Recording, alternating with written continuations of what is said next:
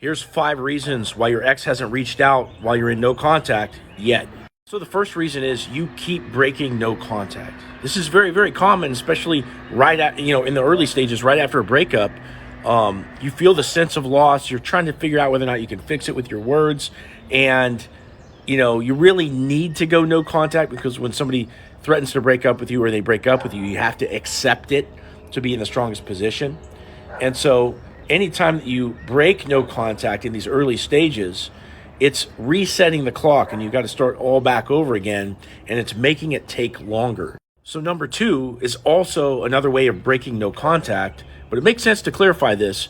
If you show up in some place where they're going to be unannounced, or you're talking to people that they know, like family and friends, or just people that stuff's going to get back to them, and you're trying to gather intel, they can tell.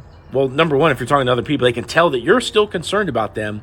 And secondly, it's just creepy to show up unannounced when somebody has broken up with you. And doing all that is definitely going to make it take longer for them to reach back out. Now, the third reason is that it hasn't been enough time in no contact yet. Over the course of the end of the relationship, their attraction level started to whittle down, or if they're avoidant type, maybe the stress started to mount, and they were starting to warm themselves up to break it off with you.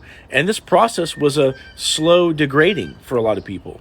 And so it's going to take time for them to warm back up to the idea of you, for them to have rose-colored goggles about the past, and for them to get curious about you from that emotional place that they were in when they broke up with you. And it's different for every person.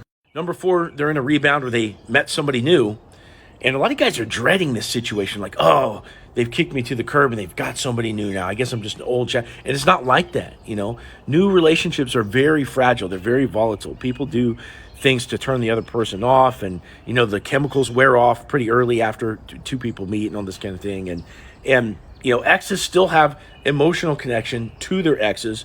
And people go back to their exes very often. As a single guy in the Atlanta dating scene, it's a frustration sometimes. You meet somebody new, they're excited about you, and lo and behold, they cancel on the date, and they let you know sometimes, like, hey, I'm going to give my ex a second shot. And the last reason is when they finally come back around and text you, you try harder than them when they're just like putting out a little feeler, and you instantly communicate that you're still, no matter how long it's been in no contact, you're still more wrapped up on them than they are about you. And when you do that, you relieve whatever tension has been building up over this whole time, and you instantly show them that, you're more in it than they are. So lucky for you, I actually created a guide on how to handle the texting process when they finally come back around. Click on my profile, click the link in my profile, and download the video guide for texting your ex.